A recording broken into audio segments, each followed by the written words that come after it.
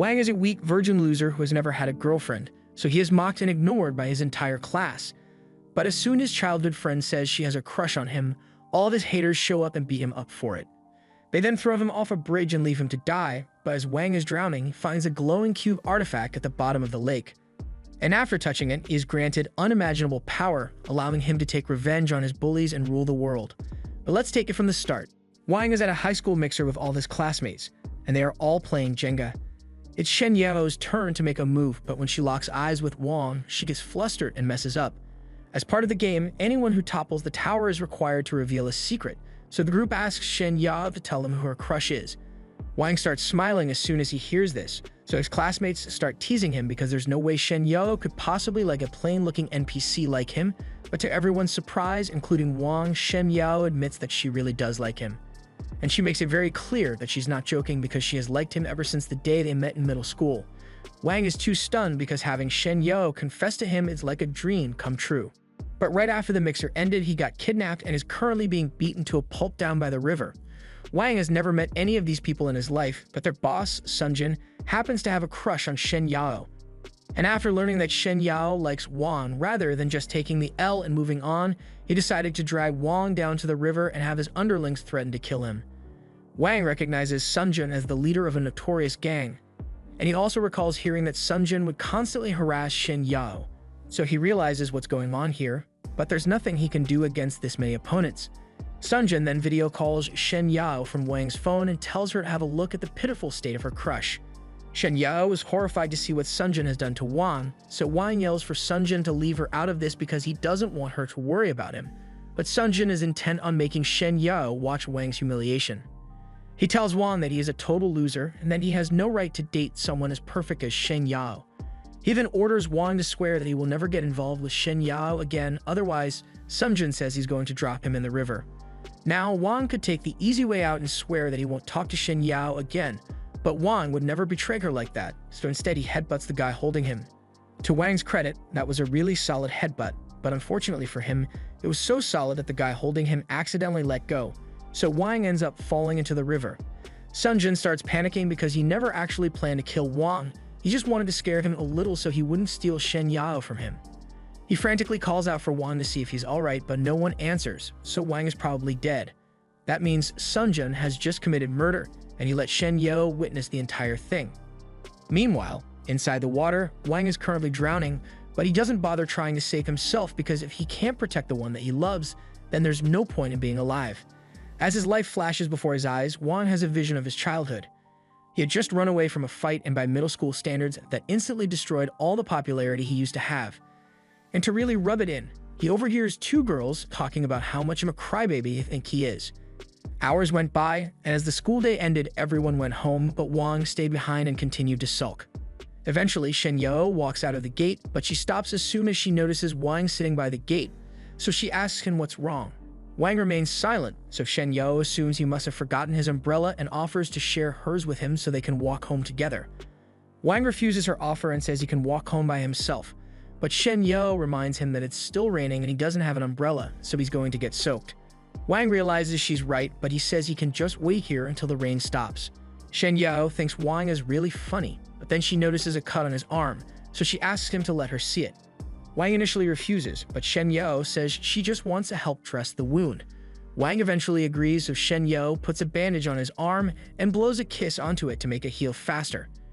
And at that very moment, Wang had already imagined the next 50 years of his life with Shen Yao. He thanks her for her help, and from that moment forward, the two of them were practically inseparable. Back to the present, Wang wakes up in the water and he notices a light coming from the bottom of the river. He has already sunk too far down for him to make it back to the surface before he drowns, so he decides to commit to it and swims down to check out the light before he dies. Once he gets to the bottom, he finds a little glowing cube there, so he picks it up, and before he even realizes what's going on, the cube activates and goes inside him. All of a sudden, Wang feels immense pain throughout his body, and a few moments later he is teleported out of the water and starts traveling through a wormhole that lands him in the middle of a cube. When Wang wakes up, he starts panicking because he was drowning a second ago. He is relieved to be alive, but now he has no idea where he is or how he got here for that matter. Just then, a system appears in front of him and announces that Wang now has the power to draw a 15-meter radius around himself, and within that area, he is allowed to teleport to any location instantly. None of that makes any sense to Wang since he doesn't believe teleportation is real. But in the next moment, he gets teleported against his will. He appears into the sky above the canal, and Wang starts freaking out again because he is really high up and he's worried he might fall to his doom. But he's actually floating, so he's safe. Once he calms down, he looks at the ground and realizes that Sun Jin is desperately searching for him in the water because he's worried that he might have killed Wang, and he finds it kind of amusing. But a few seconds later, he gets teleported to a new location. Sun Jin gets the feeling that someone was just watching him from the sky, so he asks his subordinates if they heard anything just now, but they think Sun Jin must have just been hallucinating, so he tells them to keep looking for Wang. Meanwhile, Wang ended up being teleported into an empty classroom in his school, and he is now sure that he really can teleport, but he doesn't understand how he got this power. Suddenly, the system speaks up and tells Wang that he has just continuously activated his teleportation ability. Wang starts freaking out and worries that he might be going crazy since he is hearing voices in his head, but the system corrects him because it is actually in Wang's body, not his head. That's still not very comforting, so Wang tells it to get out of his body, but the system ignores him and warns that someone is approaching. There is a staff member walking towards the classroom because he heard a weird noise coming from inside, but as he opens the door, all he sees is an empty classroom with a puddle of water on the floor. Wang ended up making it back to his house, so he decided to take a shower to relax. Once he's done with his shower, he pulls out his phone and somehow it still works even though it was at the bottom of the river with him. The first thing he does is call Shen Yao to let her know that he's alive, and as soon as Shen Yao answers, she starts frantically asking him if he's alright. He tells her he is fine, but she thinks Sun Jin went way too far, so she asks Wang if they should report him to the police. Honestly, Shen Yao should have called the cops the moment she saw Wang fall off the bridge, but Wang tells her there's no need. He managed to get away without Sun Jin spotting him, so right now, he's probably still searching the river for Wang's body and worrying about all the potential jail time he could get. Anyway, a lot of stuff happened today, so Wang tells her to get some rest for today and hangs up. He then lays down on his bed and wonders what he's going to do about his system, because no one would believe him even if he told them. All of a sudden, the system shows up again and asks if Wang has calmed down yet. Wang asks it why it keeps following him around, but the system reminds him that it is a part of his body now, so Wang can't get away from it. The system then activates the cube and Wang is sucked into it once again. The system explains that it has established a connection with Wang's body, so in other words, Wang is stuck with it forever. That makes him the user of the Heradric Cube Universal System, and by extension, the master of the system. Wang still doesn't fully understand, so he asks the system where he is, so it explains that this is a macro space within the cube, and even though the cube is only 3 cubic centimeters big, it has a lot more space on the inside. Wang knows the system is telling the truth, so he asks it why it bother helping someone like him, and the system tells him it's because it wants to make his dream come true, and that dream is to become the king of the world. Wang tries practicing his teleportation with the system, but he soon runs out of energy, so he almost falls off the edge of a building. The system tells him that its energy reserves have almost been depleted, so it is going to have to limit the teleportation to once a minute. Wang decides to take a break from teleportation practice for now since it'd be bad that he ran out of energy 1,000 feet in the air. The system tells him that there's a safer way to practice because, in theory, he should be able to use his powers to see everything within 15 meters. Wang decides to give it a try, and with his new power, he is able to see his bedroom, a couple in bed, and one of his neighbors while she's in the bathtub. This feels wrong, so Wang stops using the power on his apartment building and tries scanning the garden instead, but he gets scared when a cat locks eyes with him. Wang ends up falling to his knees, so the system warns him that if he keeps using his teleportation and sensory enhancements, then he will run out of energy. For a beginner, Wang is pretty good at controlling his powers, but his body isn't used to burning so much energy, so he ends up passing out. A few hours later, Wang wakes up in his bed and he realizes he might have overdone it with the training last night, so he will be more careful from now on. The system brought Wang back to his room after he passed out because he needs a lot of rest. Wang suddenly realizes he can no longer hear the system's voice in his head and asks what's going on. The system explains that staying bonded with Wang's body consumes energy, and he can't let Wang die from energy exhaustion because he would disappear too. That makes sense to Wang, but he's still having a hard time believing that he has superpowers now. He tries searching for information about the cube on the internet, but unfortunately, there's no Indian guy with a tutorial for this, so he's going to have to figure it out on his own. Just then, he receives a message from Yao, and she's asking him if he wants to have lunch with her tomorrow. Wang is excited at first, but then he remembers what Sun Jun did to him, and he swears that he will make him regret it. But not right now, because he still runs out of energy way too quickly. He asks the system if there's any way for him to increase his strength, so it tells him that there's an inbuilt automatic upgrade function, so by absorbing an energy gem, Wang can get stronger.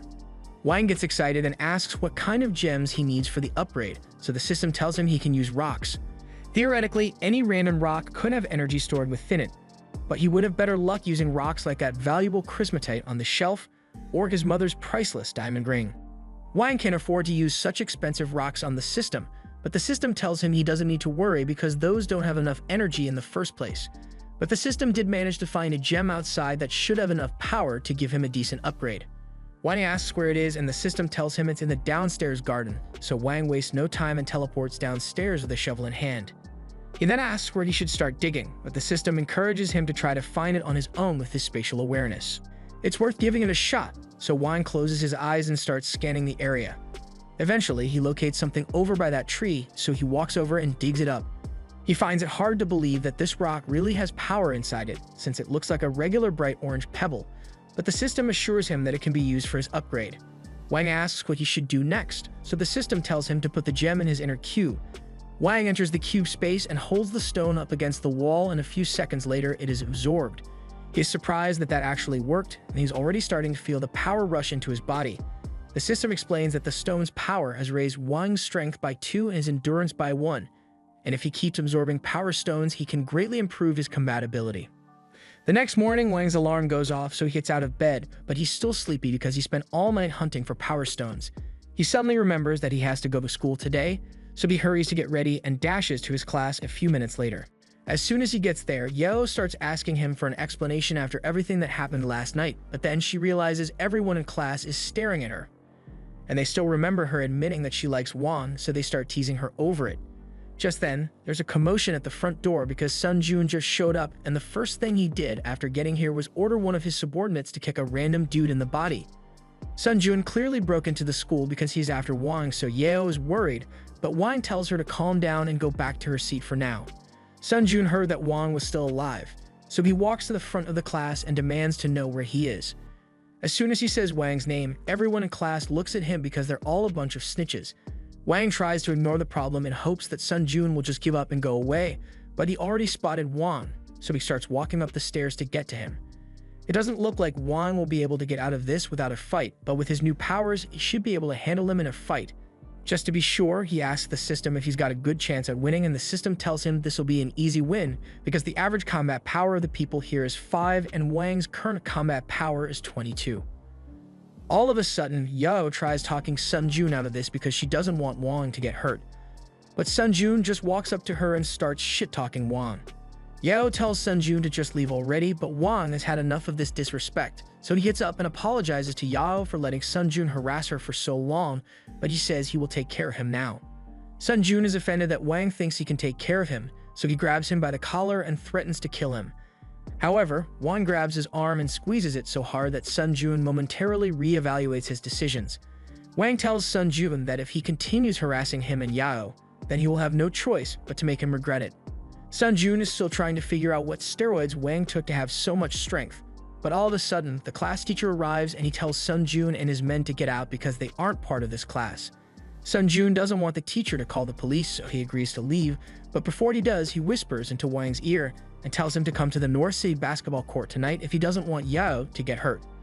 Sun Jun then leaves and Yeo asks Wang to tell her what Sun Jun whispered into his ear, but Wang tells her it wasn't important. Coincidentally, he says his head suddenly started hurting, so he might have to skip class today. Meanwhile, over at the basketball court, Sun Jun still can't wrap his head around how Wang suddenly became strong enough to leave bruises on his wrist, but he chalks it up to a fluke because there's no way he's been hitting the gym that hard, and he swears that he will make Wang pay for humiliating him like that. A little while later, Wang arrives at the basketball court and he demands to know where Sun Jun is.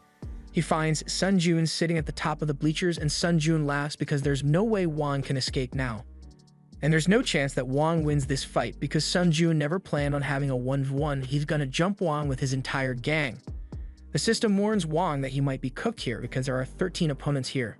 Wang is still confident in his powers, so he asks the system what his chances of winning are, and to his horror, the system tells him he only has a 20% chance of winning. Wang suddenly doesn't feel so confident anymore, and Sun Jun notices this, so he starts mocking him even more. He gathers all his men and they all stand in front of Wang, but before he begins the beatdown, he says he will give Wang one last chance to apologize and beg for mercy. However, Wang starts insulting Sun Jun and his North City gang for being too scared to fight him one-on-one. He is trying to bait Sun Jun into fighting solo so he has a better chance of winning, and Sun Jun knows this, but he can't let that insult slide, so he's about to swing at Wang. But before he does, one of his men steps out and says he will fight Wang for Sun Jun. Kong is the strongest fighter in Sun Jun's gang, so everyone is sure that Wang stands no chance against him. And even Wang isn't sure he can handle him, so he asks the system to analyze Kang's combat power, but it's only 10, so he shouldn't be too hard to beat. Kong picks up a basketball and gets ready to throw it at Wang, but the system warns him, so he dodges in time. Kong then tries to punch Wang, but he is blocking and weaving like he's a professional fighter. Meanwhile, back in class, Yeo is worried about Wang because he was acting suspicious earlier, and now he won't answer his phone, so she decides to do something about it. Back at the gym, Kang still hasn't managed to land a single hit on Wang yet, and he's starting to wear himself out, so Wang just needs to land the final blow now. Kang charges at Wang again, but Wang is still way too quick for him, so he catches Kang's leg, and from there it's lights out for him because Wang hits him with an electric punch and throws Kang into a wall. The other gang members can't believe that Kang was actually defeated by a nobody like Wang, so they ask Sun Jun what they should do. Sun Jun just laughs and yells that even if Wang was able to defeat Kang, there are still too many of them for him to fight at once, so he will still lose. Wang asks the system if his chances of winning against the gang have gone up at all, and since Kang is still out cold, there's one less person to fight, but Wang's chances of winning are still only 30%, so he may be in real trouble now. He has no choice but to fight them all at once, so Wang gets into position and starts fending off their attacks, but he can't keep up with all of them, so he gets kicked from behind. Wang took that kick personally, so he turns around and erases the guy's entire future generation in one kick. He then throws him in front of Sun Jun, and Sun Jun is starting to get worried, so he tells everyone to surround Wang immediately. Wang can't let himself get cornered, so he flips onto the bleachers and starts running to create some distance between them. He then jumps down and leg sweeps one guy, but in the process, he gets grabbed from behind. He tries to get the guy off of him, but before he knows it, he gets kicked in the gut and knocked to the ground. That kick really hurt, but Wang isn't going to let them catch him off guard again, so he stands ready to face them all at once. At first, he is overwhelmed by their constant attacks, but this time, he can sense the sneak attack coming, so he dodges it and catches the leg of the guy who gut kicked him. He then swings the guy around and throws him straight into Sun Jun's face, and Sun Jun is finally starting to realize just how terrifying Wang's strength is. Wang then starts walking over to Sun Jun, but the system warns him that he needs to take a break because he has almost exhausted all his energy. In his current state, there's no way he could beat Sun Jun in a fight, but even if it's just a bluff, Wang still wants to scare Sun Jun enough so he never causes trouble for Yao again. Just then, the boss of the South City gang shows up, and he's here to make fun of Sun Jun and the North City gang for losing a fight against a single dude. He tells Sun Jun that if he can't beat up one guy, then he has no right to call himself the boss of the North City gang, so he should just give up already, but Wang interrupts him mid-sentence. He can tell that there is clearly some pre-existing beef between the North and South City gangs, but that's got nothing to do with him, so he doesn't want to get involved. However, even though Huan has never met Wang before and has no idea why he was fighting Sun Jun, he decides to send his subordinates to beat him up just to prove a point. The system warns Wang that he stands no chance of beating them in a head-on fight with his current energy levels, so Wang has to run for his life.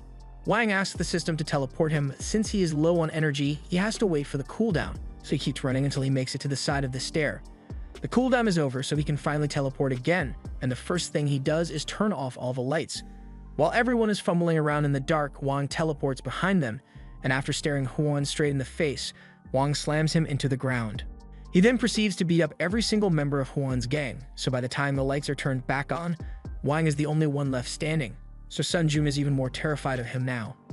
All of a sudden, they hear a man yelling from outside the gym, and it looks like Yao called the cops because she was worried about Wang. The police are currently trying to get through the locked doors, and Yao asks them to please hurry because her friend might be in danger in there. Wang won't be able to get out of the building without being spotted, and he doesn't want to get in trouble for fighting, so he needs to come up with something quickly. He looks over at Sun Jun and teleports in front of him, so Sun Jun gets on his knees and starts begging for forgiveness. This gives Wang a good idea, so he says he will forgive Sun Jun, but only on one condition. As the police finally get the door open, they see Sun Jun holding Wang by the collar and pretending to punch him. Sun Jun and Huan end up getting in trouble for starting a group fight in the gym, but Wang got away scot-free because he convinced the cops that he was an innocent bystander who got caught up in the crossfire. He also made Sun Jun promise to never bother Yao again, so that problem is solved. But that fight made Wang understand that there are limits to his power, so he needs to get stronger as soon as possible. And to do that, he needs to find more power gems. He goes looking in a jewelry store, but he soon realizes that he's too broke to afford any of these, and he doesn't want to steal them either. He briefly considers getting a sugar mama so he can afford to buy the gems, but that's not worth it. So Wang decides to go out and look for power gems in the wild. He gets a bunch of gear and heads into the nearest mountain range so he can start looking for some gems. And he does find some, but one is under a giant rock, one is at the bottom of a lake, and another one is stuck 15 meters underground, so there's no way Wang could get to it on his own. Just then, the system alerts Wang because it has just located a cave underground and adds a lot of power stone energy in it. Wang is curious, so he tries teleporting into the cave. But for some reason, even though it is within range, he can't get in. The system explains that if an area is completely sealed off, then Wang can't teleport inside. To teleport into the cave, he would need at least a 1 centimeter gap to get in, but Wang doesn't have the strength to dig all the way down there. He thinks about it for a second, and if all he needs is to be close to a gap in the cave, he should probably be able to find one near the lake. The water is bound to have eroded the ground, so after scanning, he finds a tiny gap that leads into the cave.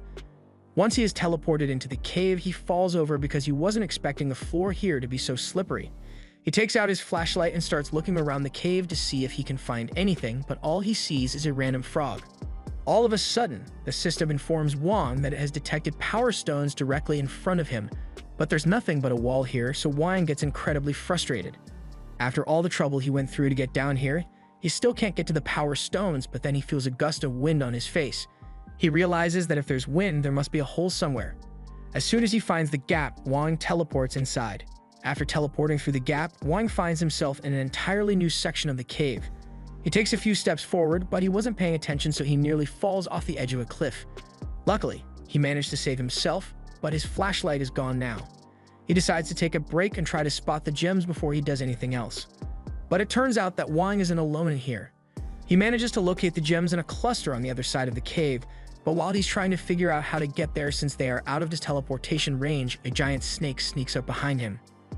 But just as the snake is about to eat him, Wang decides to just teleport from rock to rock until he makes it to the gems, so he teleports away before the snake could bite down on him. He still hasn't realized that there's a snake in this tunnel, so he decides to walk the rest of the way while he waits for his teleportation cooldown to end. He eventually gets close enough that the system can identify 12 different power stones here, so Wang is really excited, but it's going to be difficult to get to them because the platforms near the power stones are very narrow. He is still completely unaware that the snake is trying to eat him, and he doesn't want to risk falling to his death, so he is hesitant to teleport there. But there's no other way, so just before the snake bites him, Wang teleports down and clings onto a rock for dear life. Now that he's close enough to the power stones, Wang ties a rope to himself for safety and begins mining them, and after getting his first one, he is unbelievably happy. But when he tries to get the second one, his hand slips, and he accidentally drops it all the way down to the bottom of the cave. He can't afford to lose that gem, so he tries using his spatial awareness to locate it, but to his horror, he senses something huge right next to him. As the snake tries to bite him, Wang slips and falls off the edge of the pillar, so the snake dives after him. Luckily, the rope around Wang's waist stops him from falling, so the snake misses him and falls into the water. However, moments later, the rope snaps and Wang ends up falling into the water as well. Now he's in danger of drowning, but the snake is still trying to eat him, so Wang grabs his shovel and tries to smack the snake away. But the shovel does absolutely nothing, so Wang gets captured by the snake, and it begins squeezing the life out of him. Wang asks the system to teleport him into the Q dimension, but the system tells him he can't do that while the snake is holding onto him. So as a last-ditch effort, Wang stabs the shovel into the snake to make it release him. The snake does release him, but Wang is already passed out from a lack of air, so the system automatically teleports him into the cube dimension. And once Wang regains consciousness, he tells the system that he's going to merge with all the gems he just collected. That's certainly an option, but the system informs Wang that there's a better way to do this. He currently has 11 elementary power gems, but they can be synthesized into an advanced power gem, and an advanced power gem will grant him much more power. Wang obviously wants an advanced power gem, but the system tells him it will take 4 days to synthesize the gems into an advanced one. But they don't have that kind of time, so the system tells Wang he can synthesize 9 of the gems and then use 2 of them right now so he can fight the snake. Once he is finished absorbing the 2 elementary gems, Wang teleports back out for the cube and the snake immediately attacks him again. However, this time, Wang easily blocks its attack and kills the snake instantly. Wang is honestly disappointed that the fight was so easy, since he was expecting more of a challenge, but he is grateful for the easy win regardless. He walks into the water to take a look at the snake's corpse, but to his surprise, he finds another power gem in there, and this one looks really pretty, so Wang has a good idea about what to do with it. Meanwhile, Sun Jun and Huan meet in a club, and Huan seems hell-bent on getting revenge against Wang. Huan wants to get even with Wang, but Sun Jun doesn't think it's worth it because there's no way they can beat him. Even with the combined force of both of their gangs, Wang would still wipe the floor with them, but Huan has a plan. He tells Sun Jun that Luo is back in town, and as soon as Sun Jun hears that name, he becomes terrified. He yells at Huan because it would be a death sentence to even consider asking Luo for help with this, but Huan isn't stupid enough to do that. However, he is stupid enough to think he can manipulate Luo into getting rid of Wang for them. He reminds Sun Jun that the reason Luo left town 2 years ago was because he got into a fight with someone stronger than him, a man called Shiku Tsin. Sun Jun doesn't know much about Shiku, but he does remember Shiku having something to do with Shen Yao. Shen Yao was studying in the library when all of a sudden her phone rang. As soon as she answered it, the guy on the other end warned her that someone was coming for her. All of a sudden, Shen Yao is surrounded by 4 men in suits, and these guys don't seem like they are here to give her candy, so Shen Yao gets up and runs straight for the door, but there's an agent blocking her path, so she is forced to run down the corridor instead. She eventually finds a closet, so she opens the door and locks herself inside to escape the agents, but now she's got nowhere to go. The agents start trying to break down the door, and Shen Yao is terrified. But just when things look hopeless, the man who called to warn her tells her to turn around. Behind her, there's a blob of yellow energy floating, and from it, a hand reaches out to grab her, so Shen Yao closes her eyes and waits for the inevitable. By the time the agents have broken the door down, Shen Yao is long gone. She was taken by Shiku, and he's the guy who called to warn her about the agents, so he's currently trying to get her as far away from them as possible, so he's hitting every parkour move in the book. However, the agents have a secret weapon to counter Shiku's parkour, a gun. Shiku gets shot out of the air and he's mostly unharmed, but he won't be able to get away from the agents like this, so he puts Shen Yao down and sets up a barrier to protect her while he prepares for a fight. He jumps off the ledge, and as soon as he lands, he hits one of the agents with a punch that definitely made him start smelling sound. Another agent runs up to attack him, so Shiku punches him away while also fending off 2 other agents. Eventually, one of them manages to tackle Shiku, and now that he's got him, he drags Shiku into the air. After a brief scuffle mid-air, the man manages to slam Shiku into a building with the help of his 3 allies, but when the dust settles, all 3 allies have been knocked out. Shiku, on the other hand, is perfectly fine, but I'm sure at least 10 innocent people just died in that building. Shiku still has an agent confronting him, so he floats back out of the building and takes off his coat because things are about to get serious. The agent is tired of wasting time, so he decides to go all out and picks up a second building to use as a projectile. The people in that building are probably wishing they called in sick for work right about now, but there's nothing they can do as the agent throws the building at Shiku. But without even breaking a sweat, Shiku catches the building with his powers, breaks it apart, and throws the blocks back at the agent. The agent tries to defend himself, but Shiku simply compressed all the blocks until a massive explosion occurs that sends Shiku and the agent to a mirrored version of the world. Shiku is annoyed that things turned out like this because it's going to cause a lot of trouble for him, and he still has to deal with the agent first. The agent pulls out his gun and aims it at Shiku, and I'm not sure what he thinks a gun is going to do when Shiku just caught a building a minute ago, but none of it matters because the gun doesn't work in this dimension and Shiku is out of time anyway. The yellow energy begins to surround Shiku, and as it does, it knocks the agent backward into the water. Time then begins to rewind, and Shiku hopes that things can turn out differently in the next loop. Eventually, everything goes back to normal, and Shen Yao wakes up back at her desk in the library. She has no recollection of what just happened, and she finds a young Wang standing next to her and asking for help because he doesn't understand his math homework. Back in the present, Huan continues talking about his plan. Luo has some major beef with Shiku, so if they play their cards right, then they might be able to force Wang into a fight with Luo by using Yao as bait. The next day, Wang is supposed to meet Yao for a date, but she's late, and when he tries to call her phone, she doesn't answer.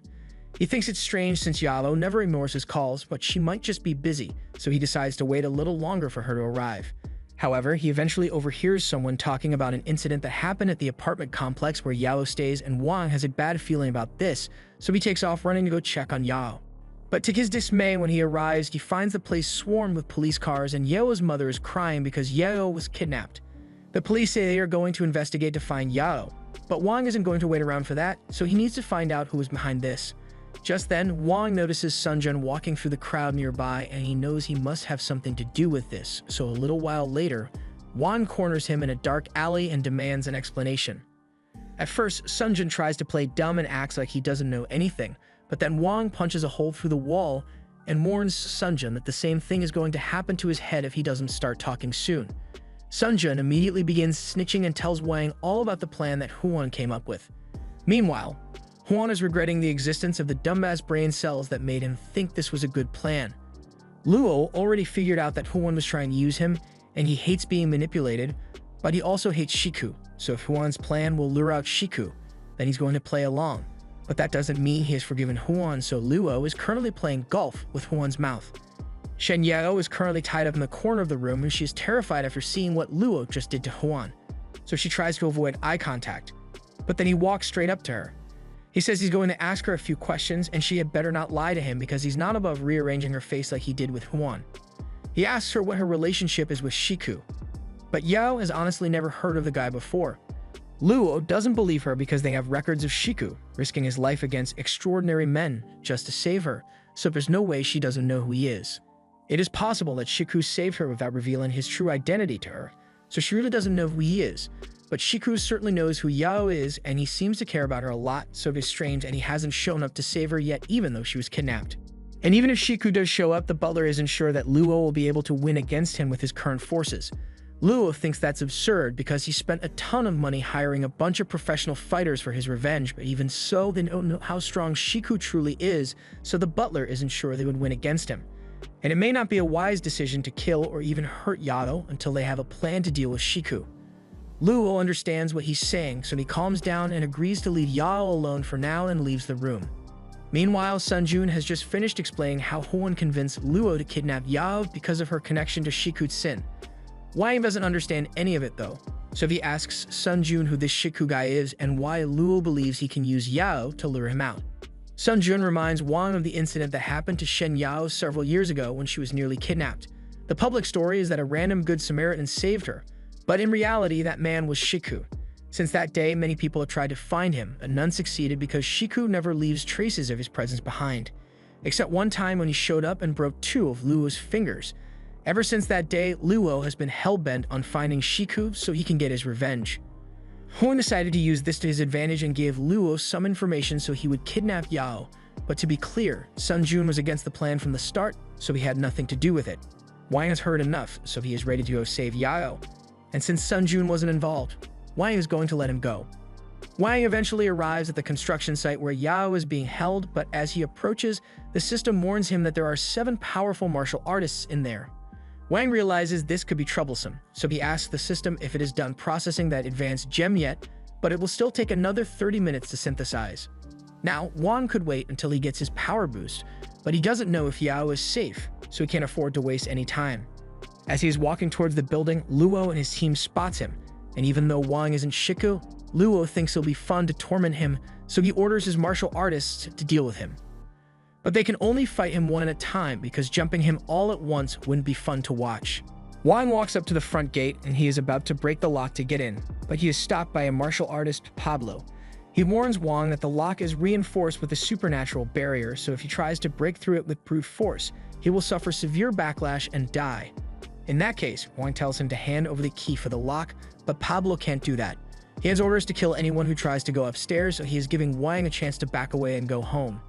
However, Wang has no intention of abandoning Yao, and if Pablo is going to try to get in his way, then Wang is going to have to beat him up. According to the system, Pablo has a power level of 52 and Wang's power level is still only 50, so he is at a huge disadvantage here. Pablo throws the first punch and it looks like it would have been fatal, but Wang managed to dodge in time and lands a kick across his face. However, it did absolutely no damage to him. Pablo is stronger and more durable than Wang, so even if Wang is a little bit faster than him, he won't be able to land any decisive blows with his fists. But then Wang realizes this is a street fight, so as the man charges at him again, he teleports a nearby hammer into his hand and caves in his skull with it. While Pablo is taking a potentially permanent nap, Wang takes the key and proceeds to the next floor. As he is running up the stairs, the system warns Wang that the next fighter has a power level of 75, but Wang doesn't hesitate and rushes into the room. As soon as he enters, he realizes all the lights are off, so the room is pitch black. The martial artist on this floor, Lee, is an assassin who has mastered the technique of erasing his presence in dark places. All his stat points were dumped into stealth, so he could easily sneak up on Wang and kill him before he realizes what's going on. Or at least, that would be the case if Wang didn't have spatial awareness. Wang knows exactly where Lee is, so as he is trying to attack Wang from behind, Wang pulls a bat out of his inventory and whacks Lee right in the nuts. Two martial artists on the upper floor have been watching Wang make his way up the floors, and they are surprised that he managed to beat them so easily. But his next opponent is going to be Beowulf, and the man doesn't think Wang stands a chance. He predicts that it will only take a few seconds for Beowulf to crush him, but if by some miracle Wang manages to defeat him, then he will have to face them, and the girl is particularly excited. Wang eventually makes it up to the next floor, and Beowulf is standing there waiting for him with his back turned. He's about to give a speech about how impressive it is that Wang made it this far, but Wang skips the cutscenes and tries to whack him with a bat immediately. However, Beowulf catches it and slams Wang to the ground. That single slam knocked all the wind out of Wang's system, so he knows he stands no chance against Beowulf as he is now. But fortunately, the system informs him that the advanced gem is almost fully processed, so he just needs to survive for a minute so he can get his stat boost. Yeah, that's going to be a lot harder than he thought because Beowulf is currently hitting combos on Wang, and there's nothing he can do about it. Wang attempts to kick Beowulf, but getting close to him was a mistake because Beowulf catches Wang's leg, breaks his arm, and then punches him straight through a pillar. Wang would be dead right now, but a minute has passed, so the system begins integrating the advanced gem's power. This heals Wang's body and boosts all his stats, so he is ready to resume the fight, but this time the scales are tipped in his favor. Since Wang is back on his feet, Beowulf gets ready for another round of battle, but with a single punch, Wang sends him flying across the room. That punch has Beowulf questioning everything he has worked for, because he can't believe a sea-level warrior like him would lose to a random kid. But that random kid proceeds to hit him with a black flash and knock him through the wall. Luo has been watching the whole thing on the cameras, and he is furious that the highly trained martial artists that he paid for are losing to a kid he's never even heard of. Maybe it would have been better to have them jump Wang after all, but the butler assures him that the next two martial artists will definitely defeat him. They are from the Million Martial Arts Alliance, and it is safe to say that they are true professionals. Million Stone is a force to be reckoned with. The girl is even more terrifying than he is. Since she got here, she's been wearing a restriction bracelet to limit her powers, and if she were to remove it, there's no telling the amount of destruction that she could cause. Wang is now climbing the staircase to get to the next floor, but the system warns him that his heart rate is skyrocketing and he is experiencing severe psychological stress. Wang is well aware of this, and he is stressed because he can sense the terrifying aura coming from the people on the next floor. But no matter what, he needs to keep going so he can save Yao. Wang makes his way up to the next floor, and once he is in the room, he is confronted by Stone and Kui. She is excited that Wang is finally here, so she pulls out a power scanner and walks up to him so she can see how strong he is. However, to her surprise, the scanner says Wang has an EF wavelength of 0. Whatever that means, he's not a superhuman, at least by EF standards. Meanwhile, Stone analyzes the surveillance footage from Wang's previous fights, and from what he sees, it doesn't look like Wang is a cultivator either because he has no internal power, and the only fighting technique he seems to know is the left-right goodnight. Wang has been fighting with nothing but pure physical strength, so Kui believes he must be a body refiner, and now she's even more excited because defeating a body refiner will definitely boost her power. Wang has absolutely no idea what's going on, but after Kui finally regains her composure, she apologizes for being so rude and properly introduces herself. She tells him her name is Kui Jilin, but he can call her darling if he wants. Wang still doesn't understand why she's so excited to meet him, but since she's introducing herself, he does the same and shakes her hand. However, that was a mistake because Kui grips his hand tightly so he can't get away, and while Wang was distracted by her lips, she punches him square in the face. Wang is a believer of equal rights and equal lefts, so he swings back and uppercuts Kui as revenge. But unfortunately, she's actually into that stuff, so getting punched just made her excited. Wang wants nothing to do with this level of crazy, so he pulls his hand away from Kui and calls her a pervert. She doesn't deny the accusations, but she wants to have more fun with Wang, so she charges at him and starts punching him over and over in the gut. Wang tries to stop her by grabbing her hair, but then she says, "Harder, daddy," and Wang is caught off guard that she is able to kick him across the room. And then she starts walking over to him with a devious look in her eyes. Stone tells Wang that he's no match for Kui, so he should start saying his final prayers before she kills him. However, Kui doesn't even give him a chance to respond before she sidekicks him into a pillar. That last kick really took the wind out of him, but when he looks up at Kui, she looks like she's taunting him to fight back, so he gets up and decides to go all out against her. He punches Kui straight in the face, but even with blood coming out of her nose, she's still smiling because she loves the pain. She tells Wang to keep going, and to motivate him a little, she starts attacking him again, so Wang has no choice but to hit her with a left-right combo over and over. And she's loving every second of it. Kui is usually weird, but she's acting weirder than usual, so Stone is starting to get worried. Once Wang is done punching Kui, she tells him she's disappointed that this is all he can do, and then she roundhouse kicks him to the floor. She is about to activate her powers, but Stone stops her and says it's too dangerous to do that here. However, she doesn't listen to him because if she consumes Wang's energy, it will make her a lot stronger, and she needs the power to make sure she and Stone can be free together. Kui jumps up and slashes at Wang's arm with her claws, and he couldn't defend himself in time, so now he's bleeding. He jumps back to create some distance, but then he loses sight of Kui, so she manages to sneak up on him, and she's still doing freaky shit because she grabs Wang's arm and starts licking his blood. Wang knocks her off, and he doesn't want her to lick him like that again, so he pulls a staff out of his inventory and desperately tries to use it to keep her away. But she's too strong for him, so he ends up getting knocked back into a wall. Kui outclasses Wang in both speed and strength, so he really needs to lock in if he's going to survive. As Kui charges at him again, Wang just barely manages to dodge as she slashes at his throat, but it looks like he just got lucky dodging her last attack because when he tries to counterattack her, she vanishes and reappears behind him. She then wraps her arms and legs around Wang and takes a huge bite out of his shoulder. By the time he finally gets her off his back, Kui has already gotten a mouthful of Wang's blood, and it's the best thing she has ever tasted. The energy she absorbs from Wang's blood is so pure that it instantly makes her level up, so she's about to lose control. However, Stone can't let that happen, so before she attacks Wang again, he shoots a paralysis needle at her. The needle knocks Kui out, and Wang is low-key pissing himself because he totally would have died if Stone didn't stop Kui just then. Stone can't believe Wang's energy was pure enough to make Kui lose control after one gulp, but he needs to act fast to make sure she recovers. He performs an acupuncture technique that undoes Kui's partial beast transformation, so her condition becomes stable. Wang isn't sure what's going on, but he knows he stands no chance against Kui, and if Stone is anything like her, it would be hard for Wang to survive fighting him. However, Stone seems to be distracted since he is taking care of Kui, so Wang tries to use the opportunity to go grab a brick and smack Stone over the head with it. However, Stone spots him trying to sneak across the room, so he uses his powers to shoot a gust of air at Wang. Wang gets blown back by the attack, and he couldn't even see it coming, so fighting Stone is going to be a lot tougher than he thought. Stone wants to finish Wang off quickly so he can get back to treating Kui, so he launches a wind slash at Wang. And normally he wouldn't have been able to dodge it, but the system warned him at the last second, so Wang manages to evade it. Stone is about to launch another attack, but Kui starts losing control again, so he has to go attend to her. He can't deal with Wang and treat Kui at the same time, so Stone tells Wang to just go save his friend already. Wang asks if this means Stone is giving up, but Stone is from the Million Alliance, and the members of the Million Alliance aren't allowed to give up. He says he just wants to call a truce, and Wang knows this is the only way he makes it out of this alive, but there's no guarantee that Stone won't attack him once he drops his guard, so he has to bluff a little. He tells Stone that if he doesn't admit defeat, then that means they have to keep fighting, and Stone knows he could definitely beat Wang's ass.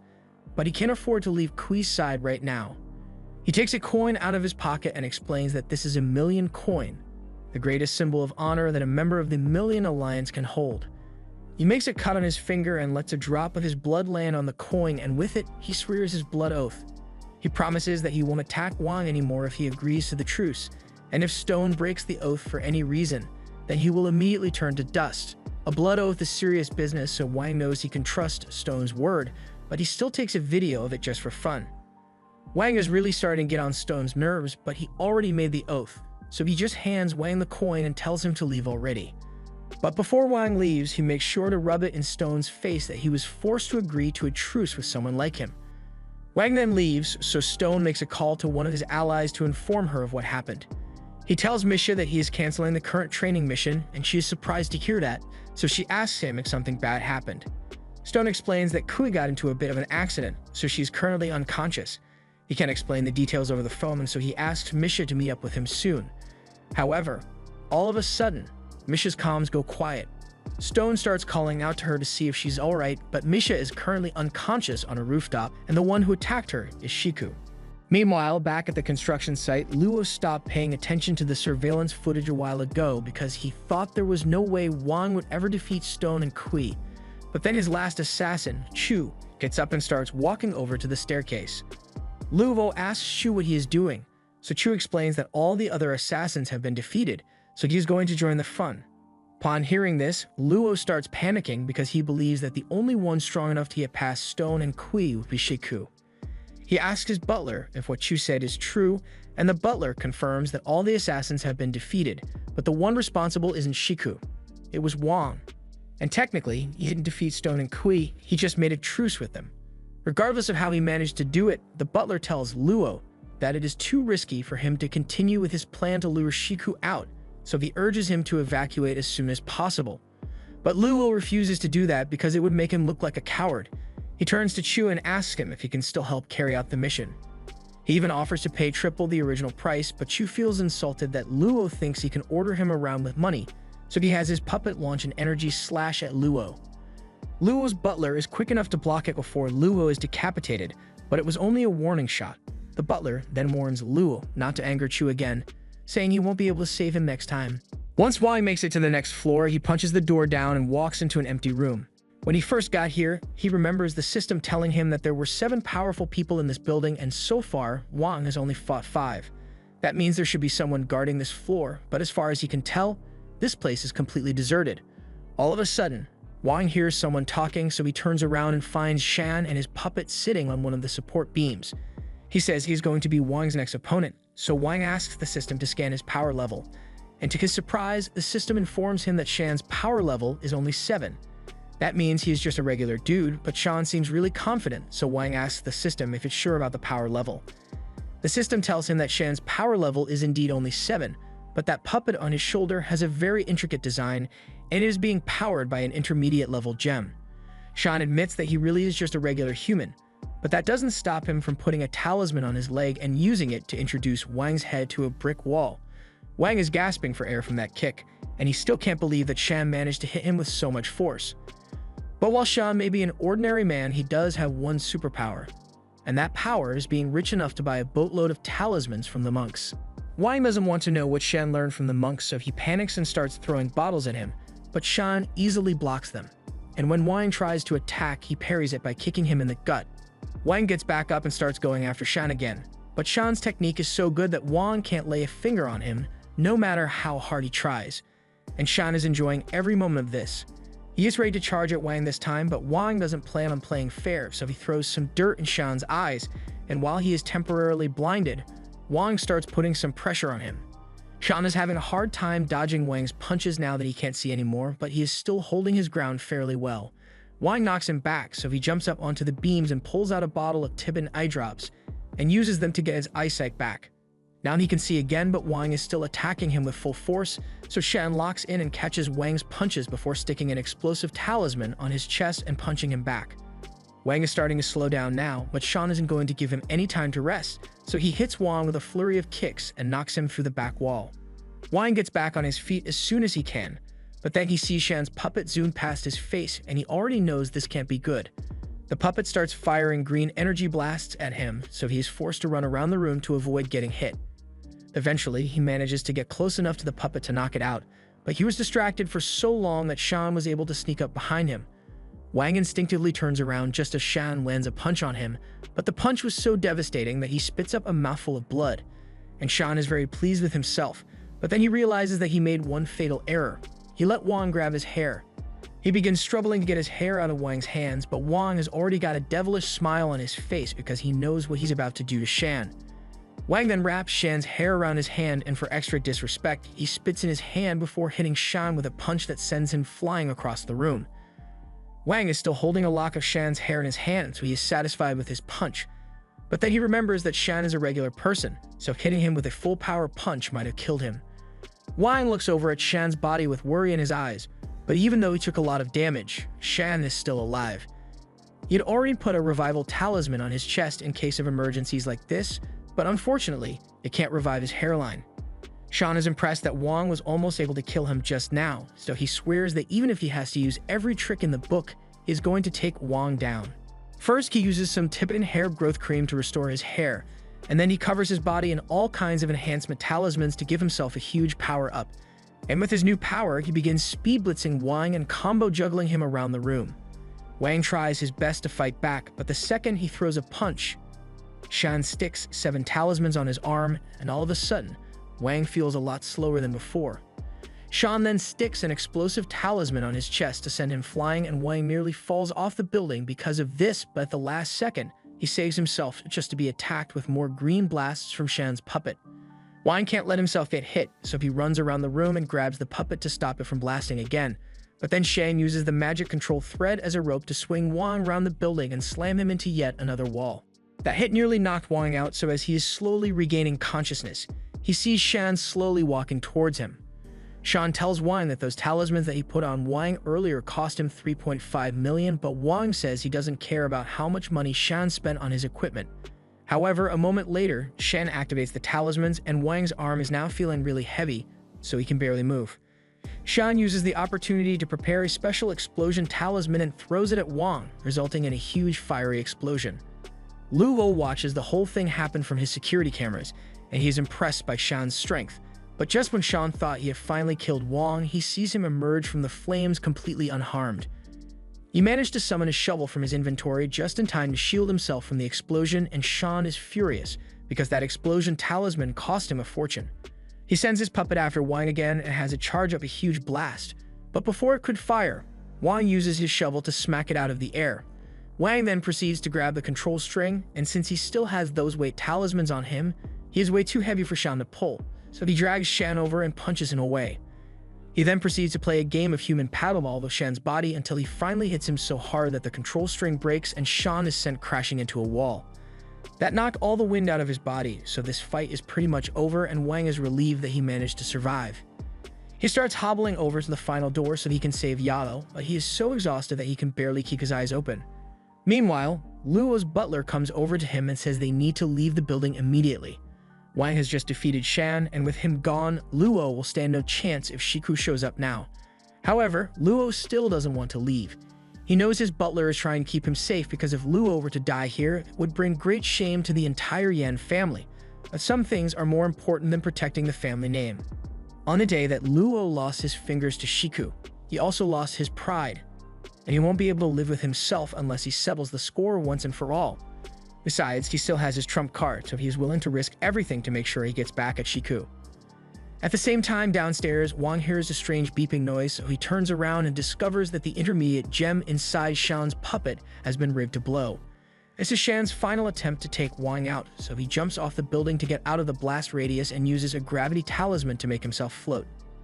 And once he is at a safe distance, he activates the bomb, but to his dismay, nothing happens.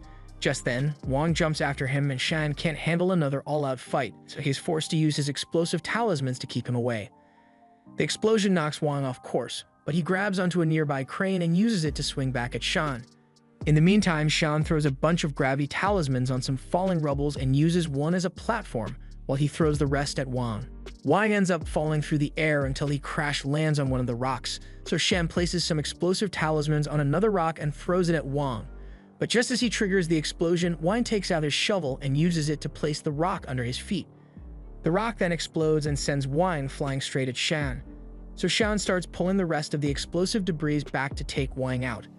And it works because Wang gets knocked out by the explosion, then he sees a vision of Yao and he remembers that he's fighting to save her. He suddenly wakes up and with all the power he has left in his body, he punches Shan straight into the ground with no regard for his safety. There's no way Shan is getting back up from that, and frankly, Wang probably would have died too, but at the last second, the system pulled him into the Q space, so he is still in one piece. Wang eventually wakes up, and the only thing on his mind is Yao's safety. The system informs him that Shan's energy suddenly disappeared at the moment of impact, so it is possible that he teleported away to save himself, leaving only his clothes behind. It's annoying that Shan is still out there, but Wang doesn't have time to worry about that because he still needs to go make sure Yao is alright. He makes his way back up the building, and when he gets to the top floor, he starts calling out for Yao. While searching, he finds Huan cowering in the corner, and he remembers that this whole thing started because of Huan, so he threatens to end him if Yao is hurt in any way. Huang begins begging for his life, so Wang demands to know where Yao is being held.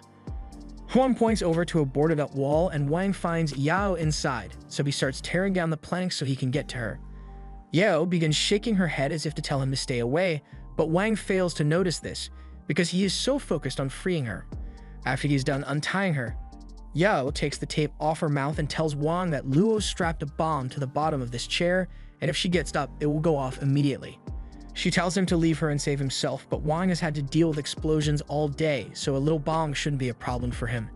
However, just as he is about to rip the bomb off Yao's chair, Luo sneaks up and blocks the entrance to the room with an iron door. The entire room is also covered in talismans that Shan created, so Wang won't be able to teleport out of here. That's a huge problem since his whole plan was to teleport the bomb outside, so Wang asks the system if it knows how to defuse this bomb. The system tells him he can't stop the bomb from blowing up, so Wang comes up with an idea and stores the bomb in his Q space. This way, even if the bomb goes off, it won't hurt Yao, so Wang tells her everything's alright now. Yao hugs Wang because she was really worried about him, and Wang is so happy that he was able to protect her. But once the bomb goes off inside the Q space, Yao is horrified as Wang's blood splatters across her face. Wang falls to the floor in a comatose state, and Yao desperately tries to wake him up. Meanwhile, Luo is frustrated that the bomb didn't kill Yao as he had planned, but he has come too far to let it all go to waste, so while Wang is still unconscious, Luo enters the room with a gun and shoots Yao in the back twice. Luo's butler then comes over and informs him that Shiku is here, so they need to leave immediately. Luo and his butler start running away, leaving Wang and Yao to die. Wang managed to survive the explosion, but he is still dazed and confused, so he has no idea what just happened. However, reality hits him like a truck once he looks at his hand and realizes that it is covered in Yao's blood. He tries to push through the pain so he can get Yao to a hospital, but at that moment, Shiku appears and he tells Wang that he won't be able to save Yao. Shiku teleports Yao out of Wang's arms and prepares to take her away. Wang has no idea who Shiku is, so for all he knows, a random guy just showed up and jumped out a window with Yao in his arms. He rushes to the window and looks down thinking Yao might have died from the fall, but to his surprise, he sees Shiku floating in the air. Shiku says that he is the reason all of this happened in the first place, so he plans to take care of it, and with that, he teleports away with Yao in his arms, leaving Wang devastated. Since Shiku took Yao, her parents still have no idea where she is, so they are absolutely devastated. And so is Wang because he personally blames himself for not being strong enough to protect her. Now not only is Yao gone, but the cube isn't responding to him anymore, so he truly is powerless. He can still use his teleportation, but his strength has practically been reset as a result of the damage, so there's no hope of him rescuing Yao. Just then, a car pulls up behind Wang, and a woman steps out with an umbrella.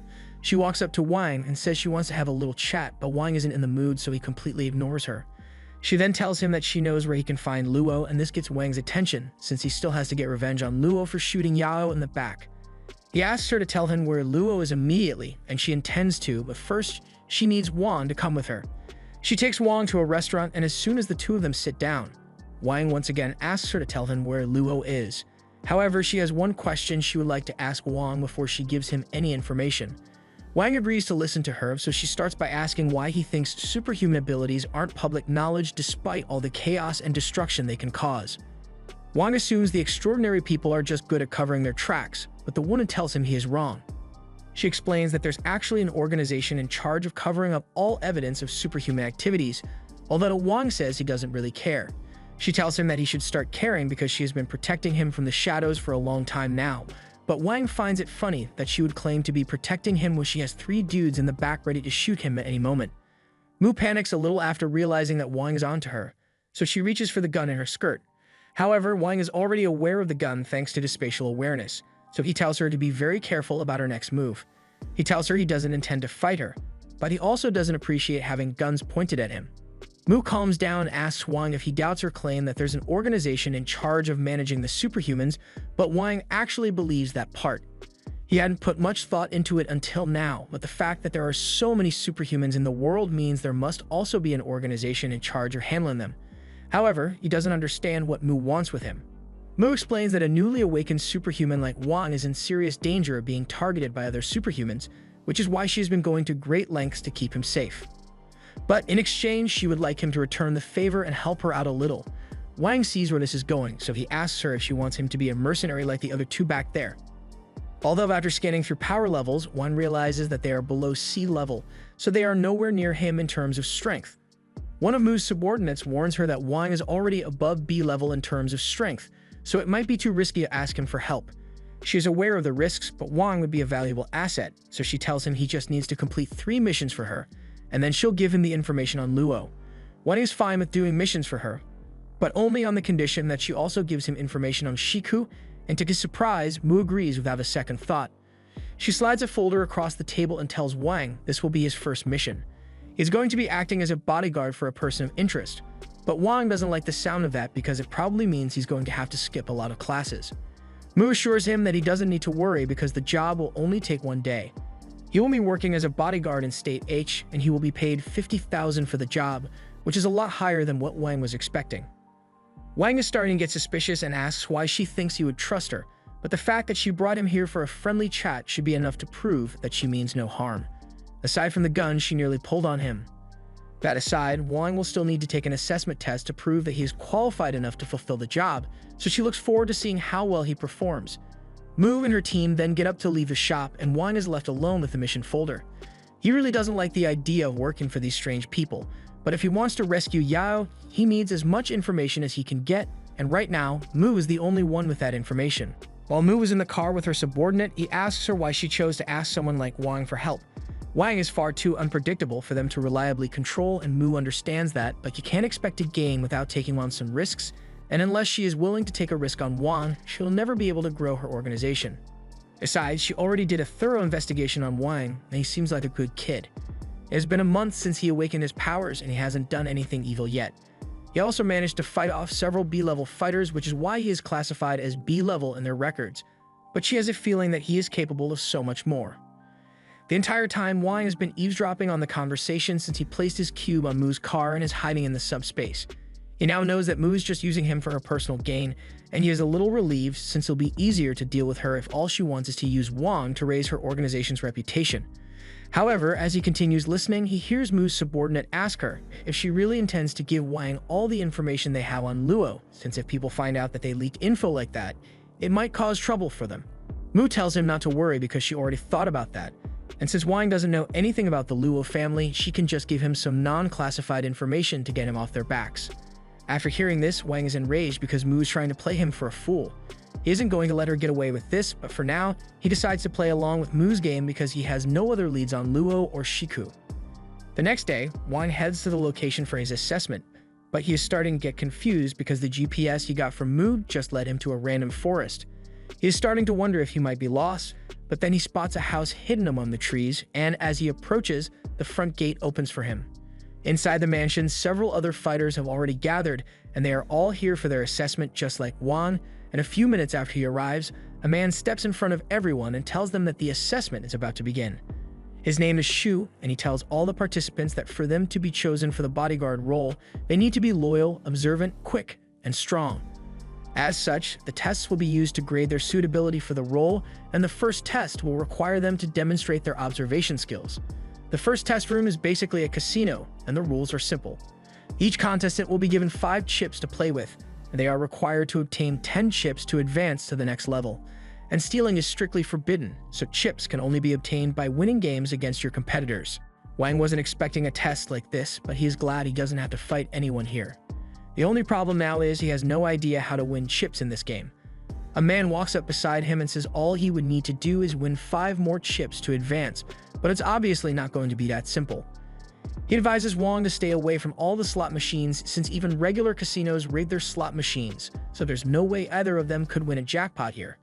Statistically, a game of high-low should give him the good chance of success, but even the card games here are rigged, so playing against the house will almost always guarantee a loss. With that said, he has a proposal to make to Wang, but he suddenly realizes that Wang left a couple of minutes ago to find a game he can win. Meanwhile, Wang is walking around the casino when he happens to find a game that requires you to find a coin hidden under a cup. The guy who was playing just now lost all of his chips to the cube attendant, and Wang can tell that there's a scam here, but he's not sure what it is yet. Just then, the man from before comes over and asks him if he would like to place a bet against him in the cup game. Wang asks him if he's sure he wants to do that since it seems like something fishy is going on here, but the guy thinks Wang is a novice, so as long as he bets against Wang, there's no way he can lose. He begins taunting Wang and asks him if he is scared, but this game is actually perfect for him since he has spatial awareness, so Wang eventually accepts the man's challenge. He throws all of his chips on the table and says he's going all in, so the man does the same, thinking he's going to win all of Wang's chips. The other guy is doing his best to keep track of the cups with his eyes, but by the time the lady is done shuffling, Wang smiles because he finally figured out what the scam here is. The lady asks the players to make their guesses, and the man is sure the coin must be under the left cup, but when it's Wang's turn to guess, he says the coin is in the lady's hand. Everyone thinks Wang is crazy, and the lady tries to convince him to choose one of the cups instead, but he is sure that the coin is in her hand.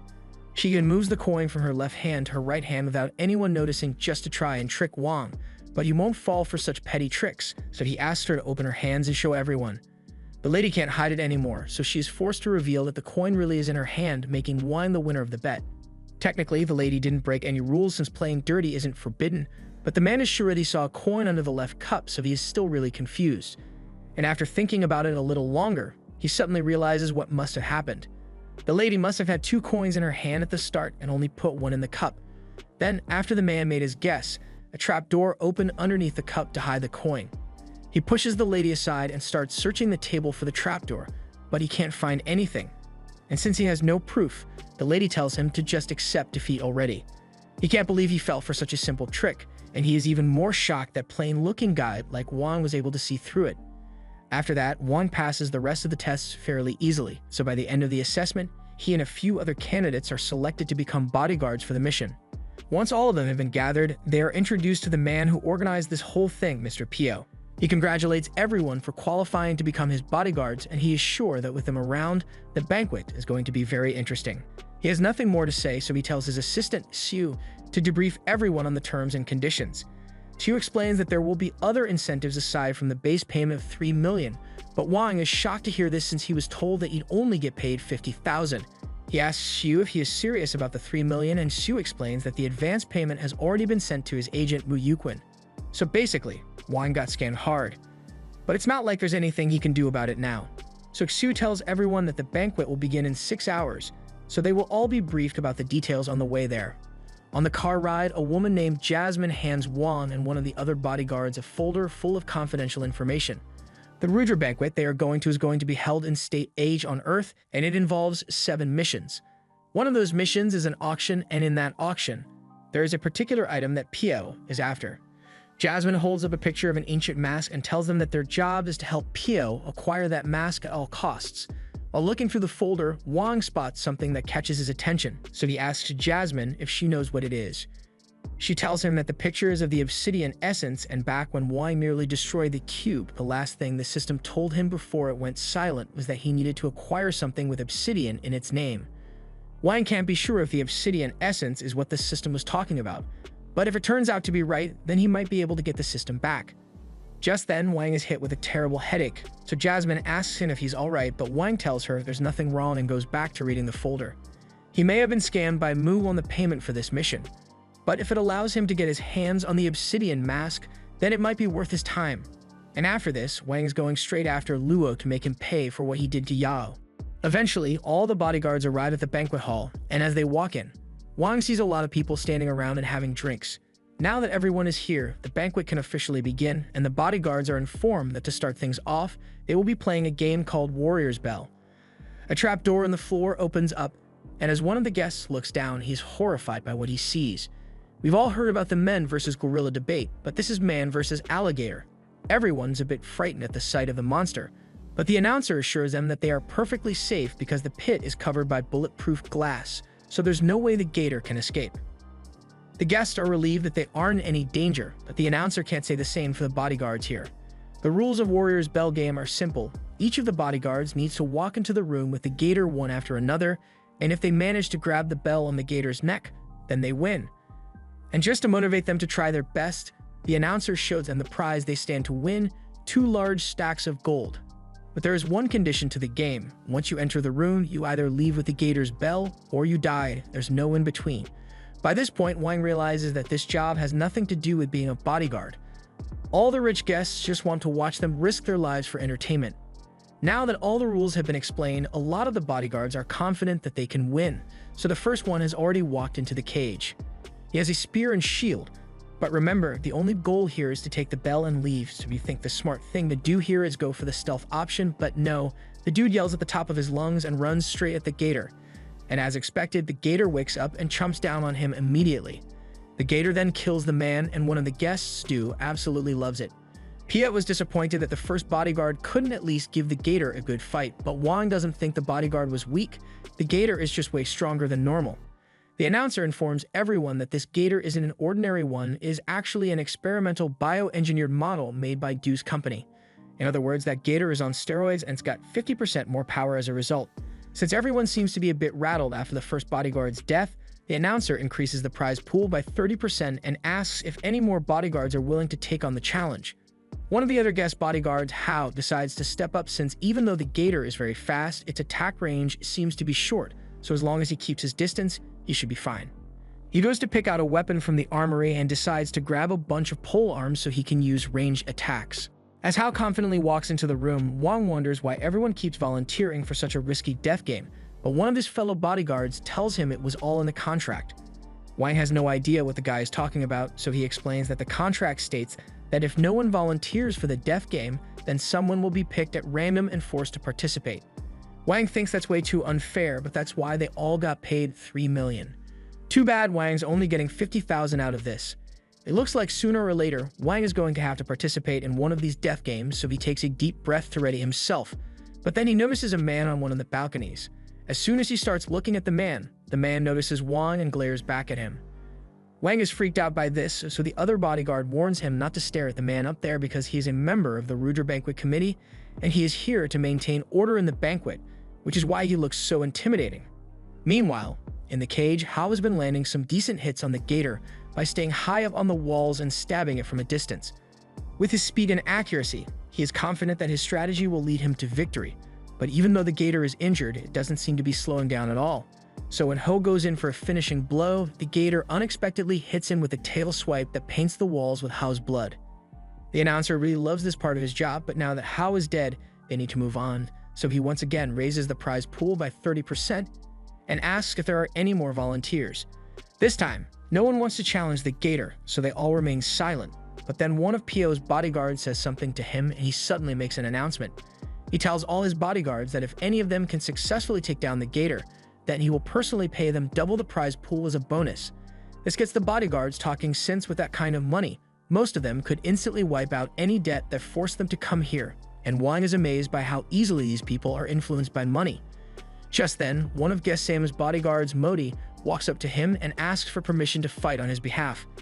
Sammy seems like he genuinely cares about his bodyguard, so he is worried about Modi's well-being, but he agrees to let him challenge the monster. However, before Modi could head into the cage, another bodyguard named Gold Poison says he wants to take on the challenge as well. The announcer gets excited since this means they have to do a last man standing event, but since Wang never read the contract, he has no idea what that means. The girl beside him informs Wang that a last man standing event means when two fighters want to take on a challenge at the same time, they will be forced to fight each other to the death in order to decide who gets to take on the challenge. Wang understands how it works, but he wonders why Gold chose to force a last man standing event, since even if he managed to kill Modi, he will probably run out of energy before he faces the gator. However, the others tell Wang he's completely wrong. As the battle is about to begin, Samu tells Modi that if he wins, he will get a long vacation, a raise, and a promotion as a reward, and hearing this motivates Modi a lot. However, he makes the mistake of turning around to thank Samu for his generosity, and in that brief moment, Gold sneaks up behind Modi to take him out. Gold is bitten into Modi's neck and is currently sucking him dry. And once Gold is done, he gets up and mocks Samu, telling him that it looks like Modi won't be able to enjoy that vacation anymore. Wang's fellow bodyguards explain that Gold has the ability to boost his own combat power by sucking the blood of his target, and the stronger the target is, the stronger Gold becomes. But there's a downside to it because after the effects of the power boost wear off, Gold will become scared of light and low temperatures. The announcer congratulates Gold for winning the last man standing, and now that that's over, he may now enter the cage to challenge the gator. Gold confidently walks in, but the announcer notices that he didn't pick a weapon before coming in, so he asks Gold why. Gold tells him there's no need for him to use a weapon, especially since it wouldn't be fair for the gator. As soon as the gator spots Gold, it starts running towards him, but as it tries to bite down, Gold jumps out of the way and lands on its mouth. He then kisses the gator's head, and a second later, the gator's head is chopped clean off. Gold considers himself a bit of an animal activist, so if he's going to have to kill the gator, he at least wanted to make it as quick and painless as possible. And now that the gator is dead, Gold heads back out and hands the bell to the announcer. Dew congratulates him for being the first one to successfully slay the monster, and as promised, he may now collect his prize. Dew asks him if he would like to take it now, but Gold knows there's something fishy going on here, so he says he will take the gold by delivery later. But now that the first monster has been dealt with, the guests ask Dew if he has anything else left to show them. Dew assures them that the show has just begun because they'll never be able to guess the next beast he has lined up. The guests aren't convinced that there's anything that can top the alligator that just got killed, but Dew tells them that this is something special. As the monster is being released, Wong can sense that something dangerous is coming, and a few seconds later the beast emerges. This is a monster that possesses the speed of the fastest cars and the strength of several dozen bears, codenamed Tao No. 17.